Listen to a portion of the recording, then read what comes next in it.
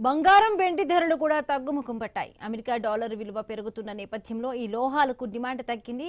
దీంతో వీటి ధరలు పతనమవుతూ ఉన్నాయి. అంతర్జాతీయ మార్కెట్లో ఔన్స్ బంగారం ధర దాదాపుగా $70 తగ్గింది.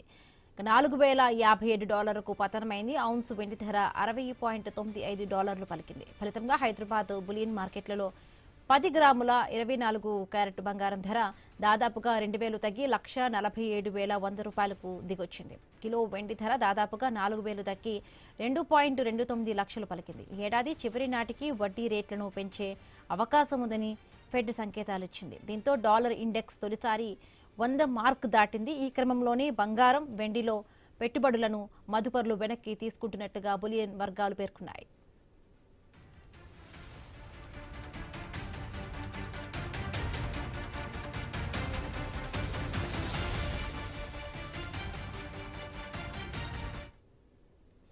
అంతర్జాతీయ మార్కెట్లో ముడి ఆయిల్ ధరలు భారీగా పతనమయ్యాయి. బ్రెంట్ క్రూడ్ బ్యారెల్ ధర 4 నెలల కనిష్టానికి తగ్గింది. ప్రస్తుతం $76.54 వద్ద ట్రేడ్ అవుతోంది.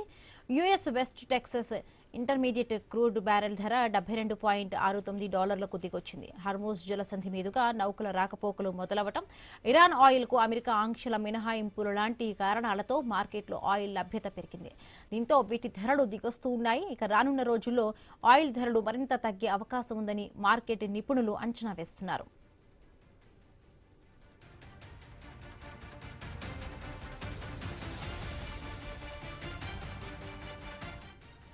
ప్రస్తుత అంతర్జాతీయ భారత్పై దిగుమతుల భారం తగ్గుతోంది. ఫలితంగా రూపాయి విలువ పుంజుకోవడంతో పాటు ద్రవ్యోల్బణ భయాలు వీడుతాయి. అయితే ఈ పరిణామాలతో సామాన్య వినియోగదారులకు తక్షణ ఊరట లభించే అవకాశం లేదు. రిటైల్ మార్కెట్లో పెట్రోల్, డీజిల్ ధరలు తగ్గేందుకు కొంతకాలం వేచి చూడక తప్పదని నిపుణులు పేర్కొంటున్నారు.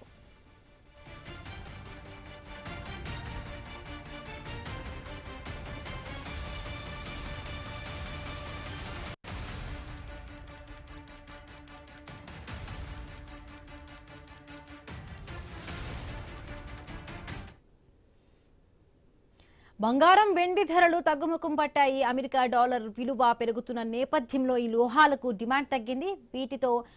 దీంతో వీటి ధరలు కూడా పతనమవుతూ ఉన్నాయి. అంతర్జాతీయ మార్కెట్లో ఔన్స్ బంగారం ధర దాదాపుగా $70 తగ్గింది. $4057 పతనమైంది. ఔన్స్ వెండి ధర $60.95 పలికింది. ఫలితంగా హైదరాబాద్ బులియన్ మార్కెట్లో 10 గ్రాముల 24 క్యారెట్ బంగారం ధర దాదాపుగా 2000 తగ్గి $147,100 వద్దకు దిగొచ్చింది. కిలో వెండి ధర కూడా దాదాపుగా 4000 తగ్గి 2.29 లక్షలు పలికింది. రైట్, మనతో మాట్లాడేందుకు మార్కెట్ విశ్లేషకులు సాయి ప్రసాద్ గారు ఫోన్లో అందుబాటులో ఉన్నారు. నమస్తే అండి సాయి ప్రసాద్ గారు. నమస్తే అండి. సో ఎట్లా చూడాలి? ఒకవైపు కూడా యుద్ధం ముగిసిన నేపథ్యంలో ఒక డీల్కి వచ్చారు. చూస్తున్నాం డాలర్ విలువ పెరుగుతున్నప్పుడు డెఫినెట్గా కూడా బంగారం ధరలు తగ్గుతాయి.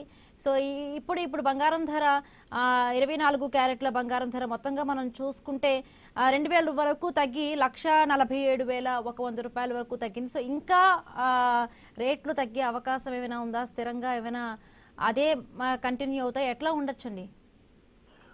సో గోల్డ్ రేట్స్ మీరు అన్నట్టు ఇంటర్నేషనల్ మార్కెట్స్ లో కూడా బాగా తగ్గాయి. పీక్ నుంచి మనం చూసుకుంటే అంటే ఇంటర్నేషనల్ మార్కెట్ లో ఔన్స్ బంగారం ధర దాదాపుగా $5,600 ఉండేదండి జనవరి ఏడాది స్టార్టింగ్ లో. అక్కడి నుంచి బాగా తగ్గుతూ వచ్చింది. గత 3 నెలల్లో కూడా దాదాపుగా $4,900 నుంచి గోల్డ్ లో వీక్నెస్ చూస్తున్నాం. అంటే పీక్ నుంచి $1,85,000 ఉన్న బంగారం ధర అంటే ప్యూర్ గోల్డ్ ఇప్పుడు దాదాపుగా మీరు అన్నట్టు $1,50,000 ఆల్మోస్ట్ అటు ఇటుగా తగ్గడం చూస్తున్నాం. మరికొద్దిగా అంటే డాష్ బ్యాంక్ సహా ఇంటర్నేషనల్ గా majority of the broking companies చెప్తున్న దాని ప్రకారం బంగారం ఇక్కడ నుంచి కనీసం ఒక 10% వరకు 10-15% వరకు తగ్గే అవకాశం ఉందండి. అంటే ఇంటర్నేషనల్ మార్కెట్ లో దాదాపు $3,800 వరకు గోల్డ్ అయితే రావచ్చు. అంటే మన రూపీ టర్మ్స్ లో మాట్లాడుకున్నట్టయితే మేబీ ప్యూర్ గోల్డ్ 1,25,000 1,25,000 వరకు వచ్చే ఛాన్సెస్ ఎక్కువగా ఉన్నాయండి. ఎందుకంటే ఇంటర్నేషనల్ గా మనం చూస్తే ఇన్ఫ్లేషన్ యుఎస్ లో బాగా పెరుగుతుంది. యుఎస్ లో ఇన్ఫ్లేషన్ పెరుగుతున్నప్పుడు అక్కడ వడ్డీ రేట్లు పెంచడానికి అక్కడ ఫెడరల్ రిజర్వ్, మన దగ్గర రిజర్వ్ బ్యాంక్ ఎలా ఉంటుందో అక్కడ ఫెడరల్ రిజర్వ్ ఉంటుంది. ఆ ఫెడరల్ రిజర్వ్ వడ్డీ రేట్లు పెంచడానికి దాదాపుగా సిద్ధమయ్యే అవకాశాలు ఎక్కువ ఉన్నాయి. ఇప్పటికే అక్కడ యుఎస్ లో 10-year బాండ్ రేట్స్ దాదాపుగా 5 నుంచి 5.5% దాకా ఉన్నాయి.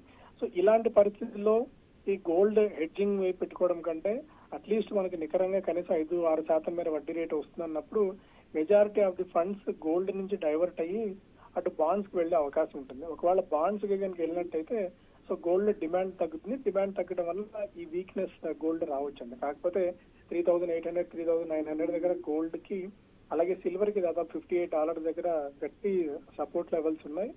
మేబీ 1,25,000 దిగువకి బంగారం అండ్ 2 lakhs దిగువకి వెండి పడే అవకాశాలు బాగా తక్కువగా ఉన్నాయి. ఒకవేళ 1,25,000కి పడుతుందా అండి?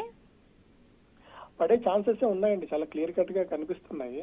కాకపోతే ఎప్పటి వరకు పడతాయి, ఎందుకంటే ఇవన్నీ majority of the global factors ఆధారపడి ఉన్నాయి. అంటే ఈ రోజు ఈ పరిస్థితుల్లో ఈ క్షణాన్ని బట్టి చూసుకున్నట్టయితే తగ్గే అవకాశాలు ఎక్కువగా ఉన్నాయి. సో మళ్ళీ రేపొద్దున ఏదైనా ఇరాన్ యుఎస్ మధ్య ఇష్యూ ఏదైనా ఎరప్ట్ అయినా లేకుంటే మళ్ళీ ఇరాన్ ఏదైనా చేసినా కూడా కొద్దిగా మళ్ళీ అయ్యే ఛాన్సెస్ ఉన్నాయి. మనకు ఒక అడ్వాంటేజ్ ఏంటంటే క్రూడ్ తగ్గుతోంది. క్రూడ్ దాదాపు $75 దగ్గరకి ఉండడం వల్ల మనకు ఒక అడిషనల్ అడ్వాంటేజ్ ఉంది. దీనివల్ల రూపీ కూడా తగ్గుతోంది. ఇంటర్నేషనల్ గా రేట్స్ తగ్గుతున్నాయి, ప్లస్ రూపీ కూడా స్ట్రెంగ్ అవుతున్న వల్ల మనకు డబుల్ అడ్వాంటేజ్ ఉందండి. గోల్డ్ అండ్ సిల్వర్ తగ్గడానికి ఛాన్సెస్ ఎక్కువగా ఉన్నాయి మన దగ్గర. రైట్. అంటే ఇంకా మిగతా ఇప్పుడు కాపర్ కానీ మిగతా లోహాలు దాటికి సంబంధించి కూడా తగ్గే ఛాన్స్ ఉంది. చాలా మంది కూడా ఇప్పుడు బంగారం వెండి ఎక్కువగా ఉండడంతో మిగతా లోహాల పైన కూడా వాళ్ళు ఇన్వెస్ట్ చేయడం చేశారు. అంటే వాటిలో కూడా కొంత పెట్టుకోవచ్చు అంటారా? అవి కూడా తగ్గే ఛాన్స్ ఉంది. మన వాళ్ళు ఏంటంటే కాపర్ లో వాటిలో కూడా ఇన్వెస్ట్మెంట్స్ పెట్టారు. బికాస్ కాపర్ కి ఏంటంటే ఇండస్ట్రియల్ డిమాండ్ ఉంది. ఈ డేటా సెంటర్స్ పెరగటం వల్ల కాపర్ కి అవసరం అవుతుంది, కాపర్ డిమాండ్ ఉందని పెట్టుకుంటారు. కాకపోతే రీటైల్ ఇన్వెస్టర్స్ కి, చిన్న ఇన్వెస్టర్స్ కి గోల్డ్ అండ్ సిల్వర్ మినహా ఇతర మెటల్స్ వైపు పెట్టుకోవడం మంచిది కాదండి. రిస్కీ ఫ్యాక్టర్ అవుతుంది. ఎందుకంటే అవన్నీ ఇంటర్నేషనల్ ఫ్యాక్టర్స్ ఆధారపడి ఉంటాయి. బాగా ఇంటర్నేషనల్ అంశాలను తెలిసి మెటల్స్ మీద బాగా అవగాహన ఉన్న వాళ్ళు మాత్రమే వాటిల్లో ఇన్వెస్ట్మెంట్ ఆర్ ట్రేడింగ్ చేసుకోవడం బెస్ట్. కానీ సో ఇది రెండు పెరిగాయి కదా, వేరే ఆప్షన్ లేక దాని వైపు వెళ్ళడం అయితే మంచిది కాదు. సో దాని మనకి ఇంటర్నేషనల్ గా కానీ దేశీయంగా కానీ చాలా అసెట్ క్లాసెస్ ఉన్నాయి. సో గోల్డ్ అండ్ సిల్వర్ లో కానీ మెటల్స్ లో కానీ గరిష్టంగా మన దగ్గర $100 ఉంటే $20 మాక్సిమం మనం పెట్టుకునే అవకాశం ఉంటుంది తప్ప అంతకు మించి పెట్టుకోవడం రిస్క్ అవుతుందండి. So better gold and silver కి రిస్ట్రిక్ట్ అవ్వడం మంచిది కానీ ఇతర ఫ్యాక్టర్స్ వైపు వెళ్ళకపోవడమే మంచిదండి. థ్యాంక్ యూ సో మచ్ అండి సాయి ప్రసాద్ గారు మీ అనాలిసిస్ అందించినందుకు.